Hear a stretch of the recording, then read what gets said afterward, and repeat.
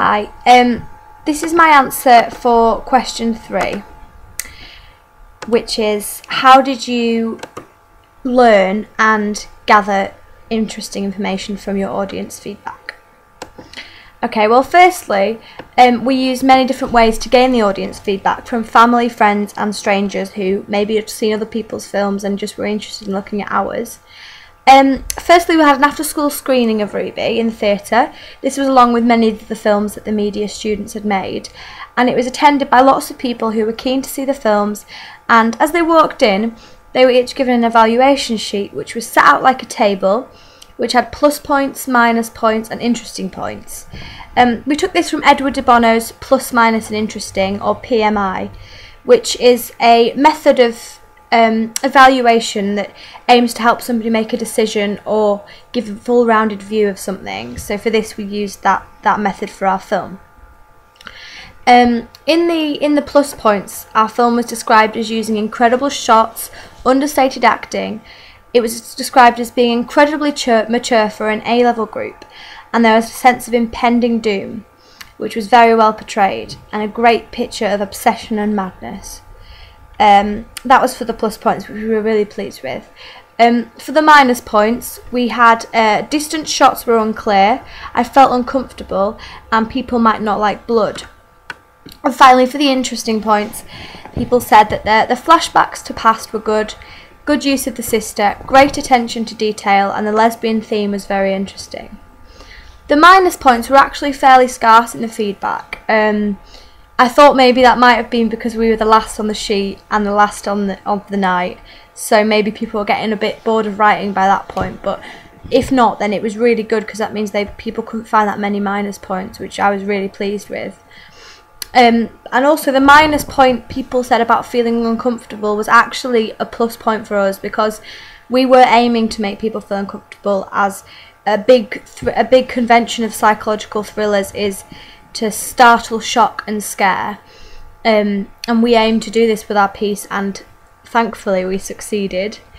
I learnt that also the use of the higher quality camera might have enhanced the viewing, although it wouldn't have gained us marks in our film marking criteria.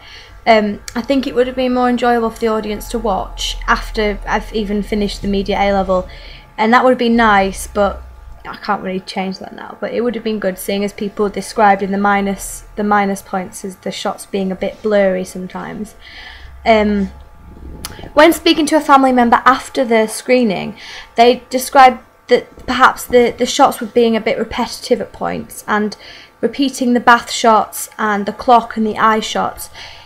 He said that maybe it was a bit unclear to the audience as to why we were doing that, and maybe it was a bit of a waste of screen time, because although for us it meant something, it wasn't really that clear for the audience.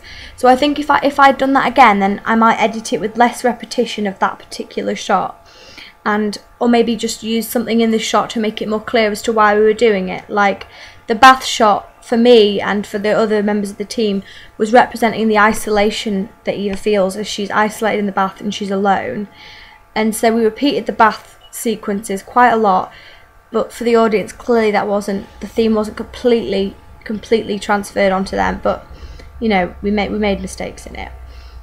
The positive feedback was really useful actually. Yeah, it was a big ego boost to learn how we'd succeeded, and also that our attention to detail was actually noticed, because we had spent a lot of time, specifically the sticking up of the pictures. We had to print them out, cut them up, and then I must have been sticking them up for about, it must be 30 minutes of footage, then we had to cut down and edit up, and it's about 10 seconds in the final film, so the detail was a really big thing for us.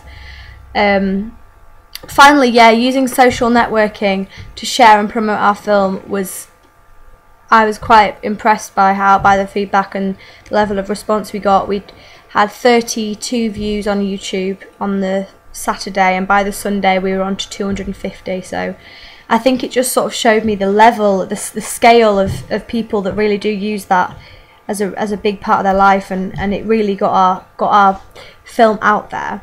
It's an example of viral marketing, which is really important in modern society. Producers, film companies, they promote their products, their films, their music videos, their songs through viral marketing, through Twitter, Facebook, social networking, and it just gets the message out there, rather than Web 2.0, which was sort of the simple, the downgraded. We've moved on since then, and now clearly we can see that we got a lot of feedback from that.